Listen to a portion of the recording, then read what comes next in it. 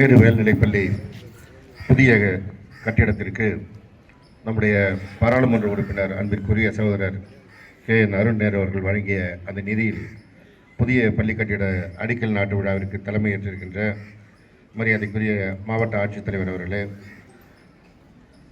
பெரம்பலூர் சர்க்கரை ஆலையின் தலைமை நிர்வாகி திரு ரமேஷ் அவர்களே, வரவேற்புரை ஆற்றிய தலைமை ஆசிரியர் மரியாதைக்குரிய அறிவேந்தன் அவர்களே, இங்கே நிதியை வழங்கி அடிக்கல் நாட்டி உங்களுக்கெல்லாம் கோரிக்கையும் வைத்து உரையாற்றியிருக்கின்ற நம்முடைய நாடாளுமன்ற உறுப்பினர் அன்பு சகோதரர் KN அருண் நேரு அவர்களே, உரையாற்றி அமர்ந்திருக்கின்ற இந்த பள்ளியின் முன்னாள் மாணவர் நம்முடைய சட்டப்பேரவை உறுப்பினர் அன்பிற்குரிய சகோதரர் பிரபாகர் அவர்களே, எங்களோடு வருகை தந்திருக்கின்ற மாவட்ட கழக செயலாளர் அன்பிற்குரிய அண்ணன் ஜெகதீசன் அவர்களே, ஒன்றிய பெருந்தலைவர் அன்பிற்குரிய அண்ணன் ராமலிங்கம் அவர்களே, ஒன்றிய செயலாளர் அன்பிற்குரிய அண்ணன் ஜெகதீஸ்வரன் அவர்களே, முன்னாள் மாணவர் சங்கத்தின் செயலாளர் அக்ரி மாதவன் அவர்களே, நன்றி உரையாற்ற இருக்கின்ற ஆசிரியர் ராமசாமி அவர்களே, மற்றும் நிகழ்ச்சியில் பங்கேற்றிருக்கின்ற ஆசிரியர் பெருமக்களே, மாணவ செல்வங்களே, பத்திரிகைத்துறை நண்பர்களே, உங்கள் அத்தனை பேருக்கும் அன்பு கலந்த வணக்கத்தை தெரிவித்துக் கொள்கிறேன்.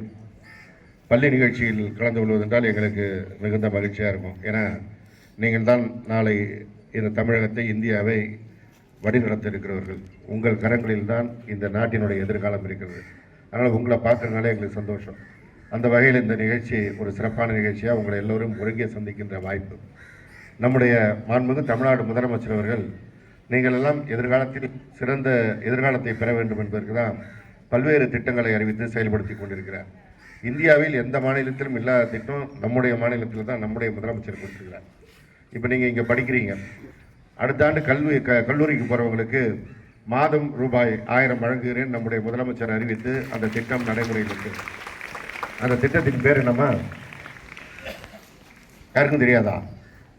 இப்போ நீங்கள் இங்கே அரசாங்க பள்ளியில் 6ஆம் வகுப்புலேருந்து 12ஆம் வகுப்பு வரைக்கும் படித்தா கல்லூரிக்கு போனால் மாதம் மாதம் கல்லூரி படிப்பை முடிக்கிற வரைக்கும் 1000 ரூபாய் வழங்குகிற திட்டம் புதுமை பெண் திட்டம். பசங்களுக்கு அந்த திட்டம் இருக்குது. 2 வருஷம் கழிச்சு அதையும் முதலமைச்சர் கொண்டு வந்திருக்காங்க. அந்த திட்டத்தின் பேர் என்ன? தமிழ் புதல்வன் திட்டம். இப்போ இதுலேருந்து என்ன தெரியுது? நீங்கள் எல்லாம் கொஞ்சம் பேப்பர் படிக்கணும்னு தெரியுது. படிப்பீங்களா? நாம் என்னதான் பாடப்புத்தகத்தை படித்தால் மாத்திரம் போதாது, பொது அறிவு வேண்டும், பொது அறிவு பெற வேண்டும். அதுக்கு ஒரு நாளைக்கு ஒரு 1/4 மணி நேரம் 1/2 மணி நேரம் ஒதுக்கி பேப்பர் படிங்க, சரியா? அப்போ தான் உங்களுக்கு என்ன கிடைக்குதுன்னாலும் தெரியும். மற்ற மாநிலத்தில் எந்த மாநிலத்திலும் இந்த திட்டம் கிடையாது. நம்முடைய மாநிலத்தில் தான் நம்முடைய முதலமைச்சர் கொண்டு வந்திருக்கிறார்.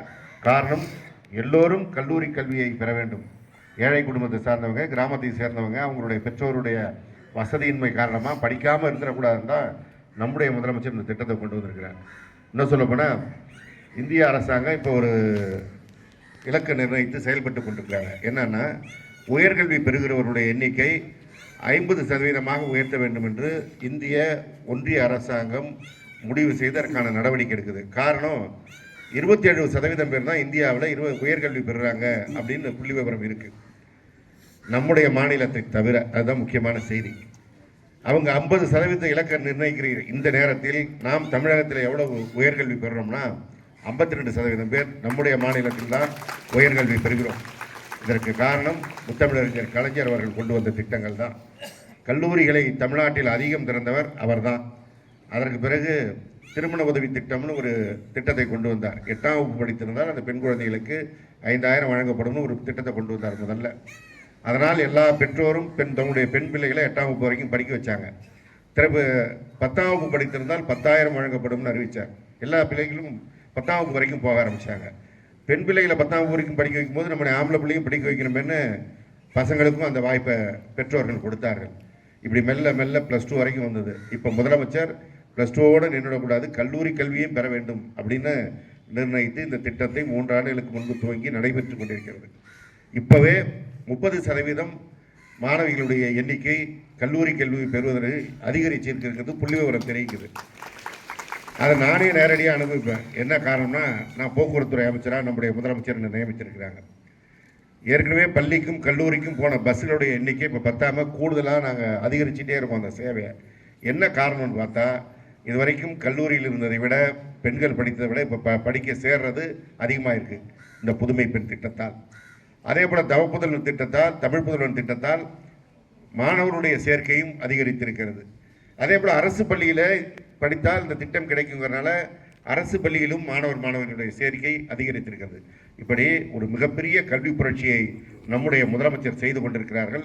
எழுதி வைத்துக் கொள்ளுங்கள். இன்னொரு 5 ஆண்டு போச்சுன்னா தமிழ்நாட்டில் 90% பேர் உயர்கல்வி பெறுகிறார்கள் என்ற நிலையை நாம் எட்டியிருக்கோம். இந்தியா 50% நம்மை தாண்டி மற்ற மாநிலங்கள் சேர்ந்து இந்தியா 50% எட்டுவதற்குள்ளாக நாம் 90% பேர் உயர்கல்வி பெறுபவர்களாக இருப்போம். அப்படி சிறப்பான திட்டங்களை கொடுக்கிறார் நம்முடைய முதலமைச்சர். அதை பயன்படுத்தி நீங்கள் நல்ல முறையில் படிக்க வேண்டும். ஏன்னா கல்விதான் நமக்கு அடிப்படை. அம்பேத்கர் அவர்கள் சொல்வார், எல்லோரும் கல்வியை கொடுத்தால் அந்த சமூகம் முன்னேறும். அதனால்தான் பெரியார் எல்லோரும் படிக்க வேண்டும் என்று பாடுபட்டார். அதைத்தான் தலைவர் கலைஞர் நடைமுறை கொண்டு வந்தார். இன்றைக்கு நம்முடைய முதல்வர் அவர்கள் செயல்படுத்தி கொண்டிருக்கிறார்கள். அந்த வழியில் தான் நம்முடைய பாராளுமன்ற உறுப்பினர் அவர்கள் இந்த பள்ளிக்கு ஒரு மிகப்பெரிய தொகையாக 42 லட்சம் ரூபாய் கொடுத்துருக்காருன்னா சாதாரண விஷயம் இல்லை. ஏன்னா எல்லா தொகுதிக்கும் அவர் நிதி கொடுக்கணும். அதில் இந்த தொகுதிக்கு கல்விக்காக அதை கொடுத்திருக்கிறார் என்பது ஒரு மிகுந்த பாராட்டுக்குரிய செயல். அவருக்கு என்னுடைய பாராட்டையும் நன்றியையும் தெரிவித்து நீங்கள் நல்ல கல்வியை பெற வாழ்த்தி விடைபெறுகிறேன். நன்றி, வணக்கம். இந்த நிதி வர வேண்டும் என்ற ஒரு உயரிய நோக்கத்துடன் 40 ஆண்டு காலம் இந்த பள்ளி காத்து கொண்டிருந்தது. அவருடைய எம்எல்ஏ அவர்களுக்கும் மாவட்ட செயலாளர் அவர்களுக்கும் அவர்களையும் வேப்பந்தட்ட ஒன்றிய செயலாளர் அவர்களையும் மேலும் நம்மளுடைய முன்னாள் மாணவர் அக்ரி மாதவன் மற்றும் மாணவர்களையும் மேலும் ஆசிரியர் பெருமக்களையும் இந்த நிகழ்ச்சிக்கு வந்திருந்த கட்சி நிர்வாகிகள் மேலும் வருவாய்த்துறை மற்றும் ஊரக வளர்ச்சித்துறை அனைத்து நம்மளுடைய திட்ட அலுவலர் திட்ட ப்ராஜெக்ட் ஆஃபீஸர் மற்றும் உள்ள அனைத்து நம்மளுடைய கட்சி சார்பாக வந்திருக்கிற அனைத்து அவர்களுக்கும் முழுமையான இந்த பள்ளி சார்பாகவும் இதனுடைய மாணவ செல்வனின் சார்பாகவும் நன்றி உரையை முடிக்கின்றேன். நன்றி, வணக்கம், வாழ்த்துக்கள், வாழ்க வளமுடன். நிறைவாக நாட்டுப்பண் அனைவரும் எழுந்திருக்கலாம்.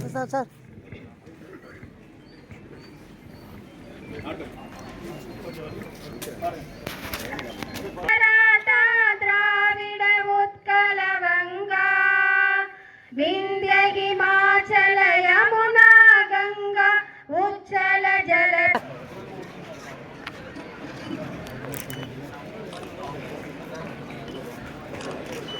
சார் இங்கே பாருங்க சார், ப்ளீஸ் சார்.